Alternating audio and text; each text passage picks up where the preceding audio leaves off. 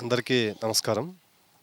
ముందుగా ఇక్కడికి నన్ను ఆహ్వానించారు. చాలా సంతోషం. పేరు పేరున వారందరికీ కూడా హృదయపూర్వక కృతజ్ఞతలు తెలియజేస్తున్నాను. ఒక్క సిరా చుక్క లక్ష మెదళ్లకు కదలిక అన్నారు కాళోజీ గారు. అక్షరం కేవలం శబ్దం చేయదు. అది నిర్లక్ష్య జాతులకు, నిస్తేజ శరీరాలకు ఒక అష్ట పంచాక్షరిగా పనిచేసేటువంటిది అక్షరం. ఈ అక్షరము మనం ఎప్పుడూ కూడా ఉత్పత్తి కులాల గురించి చెప్పుకోవడానికి ఎందుకో అందరూ జంకుతుంటారు. అందుకోసం నేను ఏం చేశానంటే ఉత్పత్తి కులాల ఉస్తువారి అని టైటిల్ పెట్టాను. కిలారి అనేటువంటిది ఇంతకుముందే సార్ చెప్పారు. కిలారి అనేటువంటి గెలవకపోతే మనము ఈరోజు ఇక్కడ కూర్చొని మాట్లాడలేము. కాబట్టి ఆ ఉస్తువారి అనేటువంటిది అంటే ఉత్పత్తి కులాలు ప్రతి ఒక్క కులము ఎవరైతే ఉత్పత్తిదారు ఉన్నారో వాళ్ళందరూ కూడా గెలిచారంటే ఏంటి అంటే ఏదో పదవులు అలంకరించారనో లేకుంటే ఇంకోటి అనేటువంటి కాదు. వాళ్ళు నిజానికి ఒక నియత్తుగా ఎవరి మీద ఆధారపడకుండా ఎవరి సొమ్ములు కాజేయకోకుండా వాళ్ళ చేతి వృత్తిని వాళ్ళు చేసుకొని వాళ్ళు హాయిగా జీవిస్తున్నారు. కష్టాలు ఉన్నాయి లేవని చెప్పట్లే.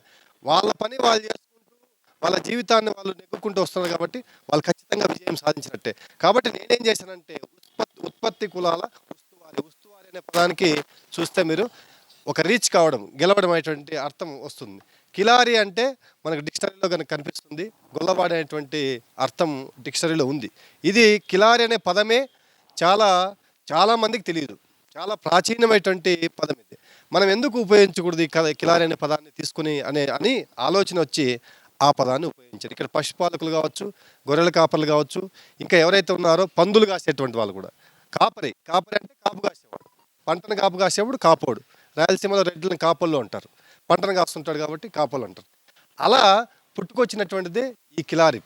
దీనికి నేను రాసి ఆ ప్రాంతము హిందూపురము, అనంతపురము, రామగిరి ఆ ప్రాంతానికి సంబంధించినటువంటి యాసని తీసుకొని రాసినప్పుడు దీనికి ఎక్కడ వాడు వస్తుంది అని చెప్పేసి అనుకొని నేను ఊరికే కాంపిటీషన్స్ పెడితే సిరికోన సాహిత్యం అకాడమీ వాళ్ళు డల్లాస్లో నిర్వహిస్తుంటారు ప్రతి సంవత్సరము. ఆ డల్లాస్ నుంచి నాకు ఈ పుస్తకానికి 50,000 రూపాయల బహుమతి ఇచ్చారు. సో అందుకోసమే నేను ఏం చేశానంటే వాళ్ళ పేరు కూడా వేశాను, సిరికోన వారి ఉత్తమ నవలా పురస్కారం అని చెప్పేసి. పురుషుడు ఏదో పంట పెట్టో లేకుంటే గొర్రెలు తెచ్చిచ్చో ఏదో చేసి వెళ్ళిపోతాడు. మిగతా పనులన్నీ న్యాయం చేయాలి. గొర్రెలు లేపుకొని వెళ్ళిపోతాడు అంతే వాడు. వానికి సర్ది కట్టించాలా, పిల్లల్ని గొర్రెలు తీసి మళ్ళీ బుట్ట దీంట్లోకి ఒక దిడుగని ఉంటుంది దాంట్లోకి వేయాలా, చిన్నపిల్లలు దానికి గడ్డి కట్టాలా, ఇంకా కొన్నిటికి తుమ్మ చెట్లు అంటే జాలి అంటారు దాన్ని కొట్టుకొచ్చి వేయాలా, ఆముదాకలు కట్టాలా, రొప్పమంతా ఊడ్చాలా, అదంతా ఎత్తేయాలా, మళ్ళీ మధ్యాహ్నం వచ్చి మళ్ళీ ఇంటికి వెళ్ళి పిల్లల్ని రెడీ చేసి వాళ్ళ పనులకు వాళ్ళకి స్కూల్కో ఎక్కడికో పంపించాలా, మళ్ళీ మధ్యాహ్నం వచ్చి గొర్రె పిల్లలకి నీళ్ళు పెట్టాలా, సాయంత్రం వచ్చేటప్పుడు గొర్రెలు దోచుకో వచ్చేవాడి లోపలికి రప్పం దగ్గర ఉండే ఆ పిల్లల్ని దిడిగెత్తి పిల్లల్ని గొర్రెలకి వదలాలా. ఆ వచ్చిన వాని చేతిలో నుంచి ఇంకా వచ్చేవాని చేతిలోనే సిక్కం తీసుకొని చేతిలో ఉండకపోతే వాడు కడితో కొట్టినా కొడతాడు, ఎందుకంటే గొర్రెలు కాసుకొచ్చినాయని. సో ఈ ఉద్దేశంతో స్త్రీ ప్రధాన పాత్ర పోషిస్తుంది ఈ ఉత్పత్తి కులాల్లో. వీటికి ఈ భూస్వాములు అనేటువంటి వాళ్ళు పశువుల కాపర్లకు కావచ్చు, గొర్రెల కాపర్లకు కావచ్చు, భూస్వాములు అంటే 100 ఎకరాలు ఉండేటువంటి వాళ్ళు కాదు. ఈ ఆధిపత్య భావజాలంతో ఉండేటువంటి వాళ్ళు 2-3 ఎకరాల్లో ఉన్నా కూడా ఆ 2-3 ఎకరాల్లో వాడి జీవితంలో ఎప్పుడు పంట తీయకపోయినా కూడా వాడు భూస్వామిగానే భావించుకుంటూ ఏం చేస్తుంటాడంటే నా బీడు భూముల్లో కూడా మీరు గొర్రెలు రాకూడదు, పశువులు రాకూడదు అనేటువంటి ఉద్దేశంతో అధికారం చెలాయిస్తుంటాడు. అదే దోవలో పోనిచ్చేటువంటి వాళ్ళు కాదు. నేను కూడా ఆ సమస్యని నేను ఫేస్ చేశాను. నేను గొర్రెలు కాసేటప్పుడు రానిచ్చేటువంటి వాళ్ళు కదా, నేను అదే పనిగా వెళ్ళేటువంటి వాడిని. ఎక్కడ రానిరో అదే పనిగా వెళ్ళేటువంటి వాడిని. నాది అన్నారు శ్రీశ్రీ. నేను ఇందులో చెప్పాను ఈ నవలని నేను మాత్రమే రాయగలను, నేనే రాయగలను అని చెప్పేసి బాగా నేను ఒక రకంగా నేను రాయగలనని చెప్పడానికి కారణం ఏంటంటే ఇది వేరే వాళ్ళు రాయలేదు ఇంతవరకు. ఈ పుస్తకాన్ని ఈ కులవృత్తికి సంబంధించిన దాంట్లో ఎవరు ప్రస్తావన తీసుకెళ్ళరు. చాలా కులవృత్తులు అంటే చాలా వాటికి వరకే పరిమితమే. ప్రత్యేకించి చేనేత అంటే పట్టు చీరలు తప్పితే మిగతావి ఏవి చేనేత కిందకి రావు అనేటువంటి ఉద్దేశంతో ఉన్నారు. అంతకంటే ముందు ఈ జౌళి శాఖలో మనకు ఈ ఏకు అనేటువంటి ఏమైతే ఉందో అది ఉండేటువంటిది. సో దీన్ని నేను ఎందుకు ప్రస్తావించకూడనే ఉద్దేశంతో నేను ఏం చేశానంటే మొట్టమొదటిసారిగా మొదటి టైటిల్ అనుకున్నాను, ఏకుదారం అనేటువంటి టైటిల్ అనుకున్నాను. దాన్ని ఫిక్స్ చేసుకున్న తర్వాత జీవితాలు కావాలా, మనకు పేర్లు దొరుకుతాయి, జీవితాలు కావాలి కదా. సో జీవితాల కోసం ఏం చేశానంటే కొంచెం పరిశోధన చేశాను. తర్వాత ఈ వృత్తి కంబళి నేసేటువంటి గొంగడి నేసేటువంటి వృత్తి చాలా వరకు కొంచెం కొంత కొంత కొంత కనుమరుగవుతూ వస్తుంది. కొన్ని చోట్ల కర్ణాటక సరిహద్దు ప్రాంతాల్లో కొన్ని చోట్ల ఉంది, ఇప్పటికీ కూడా గొంగడి దొరుకుతుంది. సో వాళ్ళని వెళ్ళి ఆ పదాలని అడిగాను. ఆ ఉత్పత్తి చేసేటప్పుడు బేవ్ అంట అవి ఇవి కావాల్సి వస్తాయి. ఆ పదాల పేర్లు కోసం అందరినీ కలిసి కొంతమంది ఆ పేర్లని తెలుసుకునేసి ఏముంటాయి వీళ్ళ ఇబ్బందులు అనేటువంటి విషయాలన్నింటినీ కూడా తీసుకొని ఈ ఏకుదారాన్ని రాయాల్సి వచ్చింది. చేతి వృత్తుల సంతకం అని చెప్పేసి కింద ఉపశీర్షిక పెట్టి అందులో కూడా సామాన్యంగా ఇప్పుడు ఈ గోడ కట్టి ఎవరు కట్టారో తెలియదు మనకు, ఈ ఫ్లెక్సీ ఎవరు తయారు చేశారో తెలియదు మనకు, ప్రింటింగ్ ప్రెస్ పేరు తెలిసొచ్చు కానీ ఆ ఉత్పత్తిదారుడు ఎవరైతే చేసింటాడో రకరకాల శిల్పాల గురించి చెప్పుకుంటాం కానీ ఆ శిల్పాలు చెక్కిన పేరు శిల్పి పేరు ఎక్కడ మనకు కనిపించదు. అందువల్ల నేను ఏం చేశానంటే కనుమరుగైన వాటిని మనం బ్రాకెట్లో చూపిస్తాం. నేను అందుకోసం ఏం చేశానంటే చేతి వృత్తుల సంతకం అని చెప్పేసి దాన్ని బ్రాకెట్లో చూపించాను. దానికి ఒక సిగ్నేచర్ అనేటువంటిది ఉంటుంది. ఇది మానవ జాతి ప్రారంభ కాలంలోనే ఈ గొంగడి అనేటువంటిది ఏమైతే ఉందో అది వచ్చింది కాబట్టి అది ఒక రకంగా చేతి వృత్తుల అన్నిటికీ కూడా అదొక సిగ్నేచర్గా నేను సంతకంగా చెప్పాను. రోమ్ నగరంలో తర్వాత ఇటలీలో అన్ని చోట్ల కూడా ఈ కంబలి అనేటువంటిది ఉంది. ఈజిప్ట్లో మమ్మీల్ని భద్రపరిచేదానికి కూడా గొంగడి ఉపయోగించాలని అని నేను చదువుకున్నాను.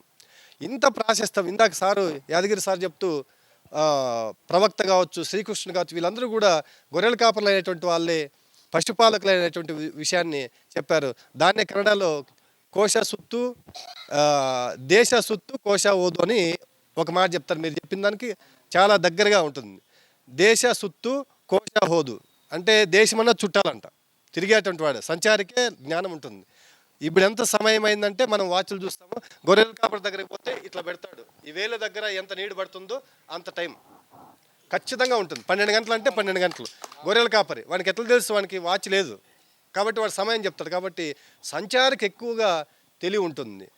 కోశ హోదు అంటే ఏమంటే డిక్షనరీ చదువుకున్నా కూడా ఎక్కువ జ్ఞానం వస్తుంది. కాబట్టి ఈ కులాలకు సంబంధించినటువంటి వెనుకబడినటువంటి రచయిత చేయాల్సినటువంటి ఉద్దేశము వాని పని ఏంటంటే ఖాళీలను పూరించడమే రచయిత చేయాల్సింది. ఎక్కడెక్కడ ఖాళీలు ఉన్నాయో అవి చూసుకోవాలి. కేవలం ఒకే రకమైనటువంటి మూసధోరణితో రాసుకుంటూ పోతుంటే ప్రయోజనం లేదు. ఒకే అంశం మీద ఎన్ని రాస్తావు, రాయలేం. కాబట్టి ఎక్కడెక్కడ ఖాళీలు ఉన్నాయటువంటి విషయాల్ని మనకు షికారీలు చూస్తే ఇంతవరకు షికారీల సాహిత్యం లేదు. చాలా కులాల సాహిత్యం ఇంకా ఒక అంటరాని వస్తువుగానే ఆ కులాలకు మిగిలిపోయింది. అందువల్ల నేను ఏం చేశానంటే ఈ కిలారి ఏకుదారం రాశాను. షికారీల గురించి లేదు. కుమ్మరి వాళ్ళ సాహిత్యం గురించి కూడా చాలా తక్కువ ఉంది మనకు. మంగలి, చాకలి ఇలాంటి కులాలు తీసుకుంటే మనకు ఈ బుడబుక్కులు వాళ్ళు వచ్చేటువంటి వాళ్ళు, కాటికాపులు వచ్చేటువంటి వాళ్ళు, దొమ్మరాట్లు ఆడేటువంటి వాళ్ళు వచ్చేటువంటి వాళ్ళు, వీళ్ళందరి సాహిత్యం మనకు నిజానికి వాళ్ళంతా కూడా ఏంటంటే వాళ్ళ కష్టం మీద వాళ్ళు బతికేటువంటి వాళ్ళు. అట్లాంటి వాళ్ళ జీవితాల గురించి ఎక్కడ కూడా మనకు సాహిత్యం లేదనేటువంటి ఉద్దేశంతో నేనేం చేశానంటే వీళ్ళందరి గురించి చెప్పాను. దళితుల్లో కూడా ఇక్కడ మనకు తప్పెడ కొట్టేటువంటి ఒక చిత్రం కనిపిస్తుంది. చాలామంది దళితవాదంలో బ్రాహ్మణులని రెడ్లని విలన్గా చేస్తూ రాసుకుంటూ వచ్చారు. అది పక్కన పెడితే దళితవాదంలో ఎంతసేపు శోషణకు గురయ్యము అనేటువంటి విషయాలు తప్పితే వాడు అక్కడి నుంచి ఎట్లా బయటపడ్డాడు అనేటువంటి విషయాన్ని చాలా వరకు చెప్పలేదు. నేనేం చేశానంటే ఎంతసేపు శోషణేనా, మనం ఎదిగాం కదా, ఎంతో కొంత ఎదిగాం కదా, ఎదిగాం కాబట్టి ఈరోజు అందరూ మనం కూర్చున్నాం, లేకపోతే ఇక్కడ కూర్చునేటువంటి వాళ్ళు కాదు. ఆధిపత్య కులాలు అనేటువంటి ఏమైతే ఉన్నాయో వాళ్ళ ఆధిపత్యాన్ని చేస్తున్నారు. దురదృష్టం ఏంటంటే వాళ్ళని తిడుతూ వాళ్ళ వెంటే తిరుగుతుంటారు. కాబట్టి వెంట తిరగడం కాదు, తిరగబడడం నేర్చుకోవాలి. వెంట తిరగడం ఎవరైనా చేస్తారు, తిరగబడేటువంటి వాళ్ళు కావాల్సింది మన సమాజానికి.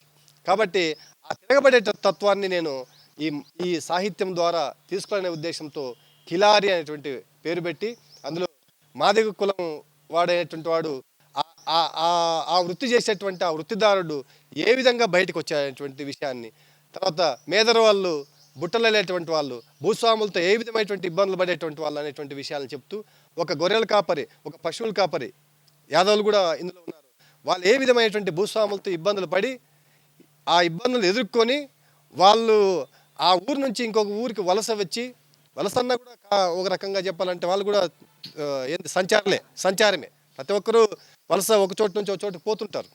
ఆ సంచార జీవితం గడిపి విజయం సాధించి మళ్ళీ వచ్చి అదే ఊరికి వాళ్ళు ఎవరైతే ఏ భూస్వామి అయితే వాళ్ళకి ఇబ్బంది పెట్టాడో ఆ భూస్వామికి ఈ ఉత్పత్తి కులాలన్నీ కూడా వచ్చి సహాయం చేశాయి అనేటువంటిదే ఈ నవల్లో ఉన్నటువంటి ఇతివృత్తం. అంటే మనమందరూ రాజకీయంగా కూడా ఈరోజు మనం పరిపాలన చేస్తున్నటువంటి ఈ డేగలు ఎవరైతే ఉన్నారో ఈ కోయిలలు లేకపోతే డేగలు ఎక్కడి నుంచి వచ్చేటువంటివి లేవు. కాబట్టి మనమందరూ కూడా వాళ్ళకి ఇప్పటికీ కూడా మనం ఉప్పందిస్తున్నట్టే, మనం వాళ్ళకి సహాయం చేస్తున్నట్టే. కాబట్టి ఈ ఉత్పత్తి కులాలు ఎవరైతే ఉన్నాయో, సాహిత్య చరిత్రలోకి ఎక్కువ ఉన్నటువంటి ఉత్పత్తి కులాలు ఏవైతే ఉన్నాయో అవన్నిటి గురించి కూడా రాయాల్సినటువంటి బాధ్యత ప్రతి ఒక్కరి మీద ఉంది. మన గురించి మనం రాయకపోతే వేరే వాళ్ళు రాయరు. కాబట్టి మనం ఏం చేయాలంటే ఈ ఉత్పత్తి కులాలు అనేటువంటి ఏమైతే ఉన్నాయో వాటిని వాళ్ళకు ఉన్నటువంటి సమస్యలు ఏమైతే ఉన్నాయో వాటన్నిటిని మనం తీసుకొని రాయాలనే ఉద్దేశంతోనే ఈ కిలారి అనేటువంటి పుస్తకాన్ని నేను రాయదలిచాను. సో ఈ కార్యక్రమానికి మన యాదగిరి సారు అలాగే బీరప్ప సారు విచ్చేసి మన అన్న జితేంద్ర అన్న ఈ కార్యక్రమాన్ని ఇంత దిగ్విజయంగా చేసి దాదాపు 10 రోజుల నుంచి అన్న ఈ ఈ పని కోసం ప్రయత్నం చేస్తూనే ఉన్నారు, వర్కౌట్ చేస్తున్నారు. సో వారు ఈ కార్యక్రమానికి సహాయ సహకారాల నుంచి అలాగే మన గురునాథ్ సార్ గారు కూడా నిన్నటి నుంచి మాతో ఉంటూ ఈ పనంతా కూడా చేయడానికి వారు ఎంతో సహకారం అందించారు. మరి ఇక్కడికి చాలామంది నా మీద అభిమానంతోనూ ఈ పుస్తకం మీద అభిమానంతో ఇక్కడికి వచ్చేశారు. వారందరికీ కూడా హృదయపూర్వకమైనటువంటి కృతజ్ఞతలు తెలియజేస్తున్నాను. అందరూ ఇదే మహమ్మద్ ప్రాఫిట్ గొర్రెలు కాసినాడు, చదువుకోలేదు. అంత జ్ఞానం చదువుకున్నకుండా మహమ్మద్ ప్రాఫిట్ కంటే ముందు జీసస్ ఈసా గొర్రెలే కాసినాడు. అంతకంటే ముందు మూసా ఆయన కర్ర షెపర్డ్ స్టాఫ్ అంటే కర్ర, అది తిప్పితే మొత్తం నదులన్నీ రక్తమవుతాయి, దండం పెడితే అప్పుడు మళ్ళీ నీళ్ళు చేస్తాడు దాన్ని. అందరికంటే ముందు అబ్రహాం, ముస్లిమ్స్ ఇబ్రహీం అంటారు, ఆయనే గొర్రెలు కాసినాడు. మొట్టమొదటి ప్రవక్త ఆదాం, ఉర్దూలో ఆద్మి అనే దాని నుంచి వచ్చింది. ఐఏఎస్ ఆఫీసర్ని పిలిచి మీరు అడగండి, కుక్క పిల్ల, మేక పిల్ల, గొర్రె పిల్ల తేడా చెప్పలేడు. చదువు రానోడు చెప్తాడు, గొర్రెలు కాసేటోడు చెప్తాడు, ఏ ఆకు ఏందో చెప్తాడు, అడవిలు అన్నీ చెప్తాడు. నల్ల గొంగడి వేసుకొని నల్ల మేకను తీసుకొని నల్ల తుమ్మల చుట్టూ తిరిగితే జ్ఞానం వస్తుంది. ఫస్ట్ జ్ఞానం తిరిగి సంచార జ్ఞానం. వీరిని చూస్తే అనంతపురం జిల్లా చూస్తున్న గొప్ప పశుపాలకులు గొర్రెలు కాసిన వాళ్ళు. ఇంకో గొర్రెలు కాసిన ఆయనకి కేంద్ర సాహిత్య అకాడమీ అవార్డు వచ్చింది. బండి నారాయణ స్వామి సప్తభూమి అంటే కర్సరీ ల్యాండ్, దీన్ని శాపం పెట్టినారు రాయలసీమకని ఆయన రాసినారు. సప్తభూమి ఎందుకంటే దక్కన్ ప్లేటో, అది table land. Telangana entire Telangana is Deccan plateau. 50% more than 50% Rayalaseema, Anantapuram Kurnool పూర్తిగా డక్కన్ ప్లేటో. అదే Maharashtra 80%, Karnataka 80%, 20% of Indian land mass is Deccan plateau. ఆయన కూడా అనంతపురం భాషలోనే రాసినాడు, బండారు స్వామి. దానికి తానా వాళ్ళు, నార్త్ అమెరికా వాళ్ళు కూడా అవార్డు ఇచ్చినారు. వీరి పుస్తకాలు కూడా అమెరికాలో సెటిల్ అయిన ఎన్ఆర్ఐస్ చదువుతారు, ఎందుకంటే హోమ్ సిక్నెస్ ఉంటుంది. మీ పుస్తకాలు కూడా ఇక్కడికంటే ఎక్కువ అమెరికాలో తెలుగు వాళ్ళు చదువుతారు. నారాయణ స్వామి గారిదైనా సరే, నాగశేషి గారిదైనా సరే. అందుకని అనంతపురం జిల్లా భాషలో చాలా చక్కగా రాసినారు. ఇది చూస్తుంటే చాలా తెలంగాణ మాటలు కూడా కనిపిస్తున్నాయి దీంట్లో. చాలా జనం చదువు రాని పామరులు ఎంత చక్కగా మాట్లాడతారో చాలా చక్కగా మీరు దిగుమతి చేసినారు. నేను అందుకని మిమ్మల్ని మనస్ఫూర్తిగా అభినందిస్తున్నాను. ఒక రోడ్డు పక్కన పెద్ద కారు ఆగిందట. కారాగి ఆ పర్లాంగ్ దూరంలో ఒక ఆయన గొర్రెలు కాస్తున్నాడు, ముసలాయన. నా పేరు మల్లయ్య సారు. ఏమయ్యా ఈ గొర్రెలు కావు సార్, మేకలు సార్. సూటు బూటు కోట్ వేసుకొని ఉండు ఆయన. మేకలు సార్. సరేనయ్యా ఇవేమయ్యా ముళ్ళు తింటున్నాయి, నల్ల తుమ్మలు కొట్టేస్తున్నాడు. ముళ్ళు తింటలేవు సార్, కాయలు ఆకులు పువ్వులు తింటున్నాయి, ముళ్ళు వదిలేస్తున్నాయి. చూసిండు కరెక్టే. ఈ లోపల సెక్రటరీ వచ్చిన ల్యాప్టాప్ తీసుకొని వాడు ఫోటోలు తీసిండు. నిమిషాల్లో ఎంత నంబర్ ల్యాప్టాప్ లాంగిట్యూడ్ ఉంటుంది కదా, నిలువు గీతలు అడ్డ గీతలు, సెకండ్స్లో ఎన్నున్నాయో మేకలు చెప్పేస్తుంది. అది 75 అని చెప్పింది. ఈ ముసలాయన్ని ఏడిపిద్దామనుకుండు ఈయన. నీ దగ్గర ఎన్ని మేకలు ఉన్నాయో లెక్క పెట్టకుండా చెప్తా, నాకేమిస్తావు అన్నాడు. ఉన్నది ఏమిస్తావు? నా దగ్గర ఏమి సార్ గోచి లేలే, ఉన్నది చెప్తే చూడు ఈ మేక పిల్లని ఇవ్వాలి అని చూపించినట్టు. ఏం మాట్లాడి నేను 75 ఉన్నాయా మేకలు అన్నట్టు. ఉన్నాయి సార్, కరెక్టే చెప్పినా అని నిజమే చెప్పాను సార్. ఇంకేందా మరి? అరే అటెండర్ ఒక మేక పిల్లని తీసుకుపోయి డిక్లేసారు అన్నాడు. ఈయన అన్న చెప్పాడు, నేను కూడా చెప్తా సార్ మీరు ఎవరు అన్నట్టు. చెప్తావా? చెప్పాయా సార్ మీరు నల్గొండ జిల్లా కలెక్టర్ సార్ అన్నట ఈ నోరెల్లో పెట్టిండు. నేను ఈరోజే ఇంకా పోస్టింగ్ తీసుకుంటున్నాడు, ఇంకా పోస్టింగ్ తీసుకోలే, ఇప్పుడు చూడలే, ఎట్లా గుర్తుపట్టిండు, ఎట్లా గుర్తుపట్టిండు అన్నట. సార్ ఏమి లేదు సార్, సార్ మీరు తీసుకున్నది మేకపిల్ల కాదు సార్, కుక్కపిల్ల సార్, నాకు ఈ సార్ అంటే మేకపిల్ల కుక్కపిల్లకి తేడా అన్నాడు కలెక్టర్ అని తెలిసిపోయింది ముసలా, అట్లా గుర్తుపట్టిండు. మన అన్న పాష యాదగిరి గారు చెప్పినట్టు మొదటిగా ఈ కిలారి పుస్తకం గురించి చెప్పారు. సో ఇప్పుడే నాకు కానీ కిలారి అంటే ఏమని తెలిసింది. ఇదివరకు నాకు కిలారి అంటే ఏం తెలీదు. సో కిలారి గురించి వారే బాగా చెప్తారు. మొదటగా ధన్యవాదాలు నన్ను ఈరోజు ఇక్కడ పిలిచినందుకు. అలాగే కంగ్రాచులేషన్స్ టు నాగశేష్ గారు for writing such a beautiful wonderful books. So ఆయన 3 పుస్తకాలు రాశారు ఇప్పటికే. ఒకటి బీరప్ప గారి మీద గురించి రాశారు. సో దాని పుస్తకాన్ని నేను చదివాను, నాకు ఇచ్చారు వారు. అలాగే ఈరోజు కిలారి పుస్తకం రిలీజ్ చేశాము, అలాగే ఏకదారం. సో ఈ కిలారి పుస్తకాన్ని కొంచెం చదివాను. చాలా లోతుగా దాన్ని రాశారు వారు. బేసికలీ కులాల వృత్తి గురించి ఎక్కువగా రీసెర్చ్ చేసి రాశారు. సో ఈ ఆధునిక speed what you call modern డేస్లో ఇలాంటి పుస్తకాలు రావటం చాలా మంచిది. మాలాంటి వాళ్ళకని దీని గురించి తెలుస్తుంది. సో ఏకధారం అనేది ఒక పుస్తకం. మీకు తెలుసు కురువ వృత్తి గురించి. చాలా గొంగడి వేస్తుంటారు, మేము చిన్నప్పుడు చూసేవాళ్ళం. సో గొర్రెలది దాని మీద ఉండే జుట్టు అంతా తీసి, బొచ్చు అంటారు, తీసి దాన్ని గొంగడి చేసేవారు, కమ్మడి అంటారు. సో అది ప్రతిదానికి కురువలు దాంట్లో ప్రతి ఫంక్షన్కి, ప్రతి మంచి పనికి దాన్ని ఫస్ట్ వేసి దాని మీద కూర్చొనే కొత్త కార్యక్రమం కానీ కొత్త పనులు కానీ చేస్తుంటాము. సో అలాంటి వృత్తి కురువలది. సో వారికి అగైన్ మళ్ళా ధన్యవాదాలు. అలాగే నన్ను ఇక్కడ పిలిచినందుకు కానీ వారికి, మన పాష యాదగిరి అన్నకి, మిగతా వాళ్ళందరికీ థ్యాంక్స్ చెప్తున్నాను. Thank you very much. మర్చిపోకుండా మనం ఎక్కడైతే జీవితం కొనసాగించినామో మళ్ళీ మన అక్కడి నుంచి వాళ్లకు అభ్యుదయ భావం అందించడానికి ఈ కిలారి పుస్తకాన్ని రాసిన డాక్టర్ నాగశేషు గారికి ఉద్యమ వందనాలు తెలియజేస్తూ, మనం ఎక్కడి నుంచి వచ్చినామో మూలాలు మరవకుండా మళ్ళీ వాటిని అందించడం, ప్రజల్లోకి సరళమైన భాషలలో సంస్కృత భాష కాకుండా సరళమైన భాషని, ప్రజల భాషలో ఈ పుస్తకాన్ని రచించినందుకు ఇది ప్రతి ఒక్కరు చదవలసిన బుక్కు.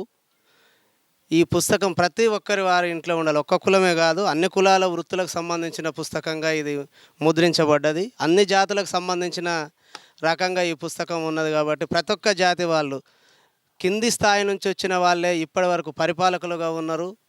ప్రజలకు కూడా ఏ స్థాయిలో ఉన్న పేద ప్రజలకు కింది స్థాయి నుంచి వచ్చిన వాళ్ళే సహాయ సహకారాలు అందిస్తారనే దానికి ఇది ఒక నిదర్శనం.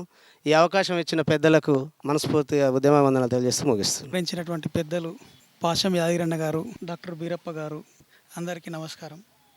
ఈరోజు కిలారి బుక్కు చాలా గర్వించదగిన విషయము. కిలారి బుక్కు ఇవాళ ఆవిష్కరించడం చాలా గర్వించదగిన విషయము. మనకు ఇప్పటివరకు ఇక్కడ ఇలాంటి పుస్తకాలు రచించిన ఆలోచన కూడా ఎవరికి రాలేదు. అనంతపూర్ జిల్లాలో ఉండి పుట్టి పెరిగి మైసూరులో పనిచేస్తూ ఇవాళ మన తెలంగాణ గడ్డ మీద ఆవిష్కరించుకోవడం మన అదృష్టం. మన కులంలో పుట్టిన వ్యక్తి కావడం మనకి ఇంకా గర్వకారణం. చాలా తెలిసిన అనుభవం ఉన్న పుస్తకాలు చదవడం అలవాటే, కానీ నేను రాయడం కానీ అవన్నీ నాకు తెలియదు. స్పీచ్ ఇవ్వడం కూడా చాలా నాకు అరుదు, తక్కువ. నేను ఎప్పుడు మాట్లాడలేదు. ఈసారి మాట్లాడడానికి కారణం నాకు డాక్టర్ గారు, మా యాదన్న గారు కాబట్టి. ఆయన సారు టైంకి వస్తానడు, వచ్చిండు. ఆ టైం మేము భయపడి వచ్చినాం. సార్ ఖచ్చితంగా టైంకి వస్తాడు. చాలామంది రాలేకపోయిండు. కాబట్టి నేను కూడా ఈ పుస్తకం నుంచి ఇలాంటివి రాస్తే మేము కూడా సపోర్ట్ చేస్తాము ఇప్పటి నుంచి. అందుకే నేను సెలవు తీసుకుంటున్నాను. Thank you. అందరికీ నమస్కారం. అయితే ఇది ఒకటి గతంలో మర్చిపోయి గుర్తులేని వాళ్ళకి ఇది ఒక గుర్తింపు. నేను చిన్నప్పుడు ఇంట్లో కొన్ని పనులు చేసిన. నేను మేకలు కాసిన, గొర్రెలు కాసిన. ఈరోజు వాళ్ళకి తెలియదు. ఇప్పుడు ఉన్న యుగానికి, ఇప్పుడున్న తరానికి ఏందనేది తెలియదు. కాబట్టి ఇది ఒక గుర్తు చేసుకొని గతంలో మనం చిన్నప్పుడు ఏం చేసినాం, అప్పుడు ఏం జరిగేది, అప్పట్లో మేకలేంది, గొర్రెలేంది, ఆవులేంది, ఈ పాలు అంటే ఏంది, ఇప్పుడున్న వాళ్ళకి తెలివై. పాలు అంటే పాల ప్యాకెట్, డైరీ ఫామ్ పాల ప్యాకెట్ ఇప్పుడైంది. కానీ ఇట్లాంటి బుక్కులు, ఇట్లాంటి గతాల మర్చిపోయినాయి అని గుర్తు చేసి రాసినందుకు ధన్యవాదాలు. పశుపాలకులైన నా జాతి బిడ్డలందరికీ నా హృదయపూర్వక వందనాలు తెలియజేస్తూ, ప్రపంచానికి పాలను, పెరుగును, ఉన్నిని, మాంసాన్ని అనేకం అందించిన జాతి పశుపాలకుల జాతి. పశుపాలకుల జాతి ఈ సమాజం వికసించడానికి అవసరమైన అనేక వనరులను సృష్టించిన ఒక మహోన్నతమైన జాతిగా నేను భావిస్తున్నా. ఎందుకంటే ఈ సమాజంలో ఈ పాలు, పెరుగు, వెన్న, నెయ్యి, మాంసం ఇలాంటి లేనాడు మానవుల మెదళ్ళు వికసించలే. వాళ్ళకు జ్ఞానం ఏది అత్యున్నతమైన స్థాయిలో అభివృద్ధి చెందలేదు. ఇవన్నీ అభివృద్ధి చెందడానికి కారణం ఇవే. ఈ పశుపాలకుల జాతులు అయితే ఏవైతే ఉన్నాయో వాటి శ్రమ ఫలితమే ఇది అయింది. కాబట్టి ఈ ప్రపంచాన్ని ప్రస్తుతం పాలకులు అనుకునే వాళ్ళు పరిపాలిస్తున్నారు. కానీ వీళ్ళకు ఈ పశువులను ఎట్లా, ఈ ప్రపంచాన్ని వెళ్తున్న వాళ్ళు ఈ పశువులను ఎట్లా మేపాలో వాళ్ళకు తెలియదు. పశుపాలకులకు మాత్రమే దీనికి తెలుసు. ఇదివరదాకా యాదన చెప్పినట్టు ప్రపంచంలో ఉన్న ప్రతి ప్రవక్త కూడా పశుపాలకుడే. కాబట్టి ఈ ప్రపంచానికి జ్ఞానాన్ని అందించిన ఈ జాతులు ఈ అక్కడక్కడ పడ్డట్టు ఉన్న ఈ మేధావులందరినీ ఒక దగ్గర చేయాల్సిన అవసరం ఉన్నది. ప్రపంచ పురోగమనం కోసమైనా, మన జాతుల వికాసం కోసమైనా తప్పనిసరిగా మన జాతులలో పుట్టిన వైతాళికుల కోవకు చెందిన వాళ్ళే ఇట్లాంటి పుస్తకాలు రాసిన చరిత్ర ఉన్నది. అట్లాంటి వాళ్ళందరూ ఒక దగ్గర చేసి మనం ఈ ప్రపంచానికి మరింత జ్ఞానాన్ని అందించవలసిన అవసరం ఉన్నది. ఈ సమావేశానికి నన్ను ఆహ్వానించిన మీ అందరికీ నా హృదయపూర్వక వందనాలు తెలియజేస్తున్నాను. ఈరోజు ఈ కార్యక్రమానికి వచ్చినటువంటి పెద్దలందరికీ కూడా నా యొక్క శనార్థులు. ముఖ్యంగా జనరేషన్ గ్యాప్ అనేటువంటిది ఇప్పుడు ఏర్పడుతూ ఉంది. కాబట్టి ఆ జనరేషన్ గ్యాప్ను ఫిల్ చేయడానికి ఇది ఒక వారధిగా ఉపయోగపడుతుంది అనేటువంటిది నా యొక్క ఆలోచన. ఎందుకంటే ఇప్పుడు ఉన్నటువంటి జనరేషన్కి పాలు ఎక్కడి నుంచి వస్తాయి అనేటువంటిది, వరి అంటే బియ్యం ఎక్కడి నుంచి వస్తాయి అనేటువంటిది, రైస్ అనేటువంటిది ఎక్కడి నుంచి వస్తున్నాయి, దాని మూలాలు ఏంటి అనేటువంటిది తెలియనటువంటి స్టేజ్కి వెళ్ళిపోతూ ఉన్నాం. అదంతా కూడా ఒక ఫ్యాక్టర్, ఒక జనరేషన్ అనేటువంటిది ఒక ఫ్యాక్టరైజేషన్లో వచ్చేస్తున్నాయి తప్ప దానికి ఎక్కడి నుంచి మూలం ఎక్కడ అనేటువంటిది తెలియకుండా ఉన్నది. అలాంటి దానికి ఇలాంటి బుక్స్ ద్వారా ఎక్కడి నుంచి గొంగడి, వేడి, పాల ఉత్పత్తి ఎక్కడి నుంచి వచ్చేసింది, ఎలా వచ్చేసింది అనేటువంటిది ఇలాంటి బుక్స్ ద్వారా ఇప్పుడున్న జనరేషన్ యొక్క గ్యాప్ను ఫిల్ చేస్తుంది అనేటువంటిది నా ఆలోచన. ఇట్లాంటి వాటిని ప్రోత్సహించాలని అందరికీ కూడా మనస్ఫూర్తిగా, ఇంకా నాగశేషి గారు ఇలాంటి బుక్స్ ఇంకా మరిన్ని తీసుకొచ్చి ఇప్పుడున్నటువంటి జనరేషన్ని మేల్కొల్పుతారని ఆశిస్తూ ముగిస్తున్నాను.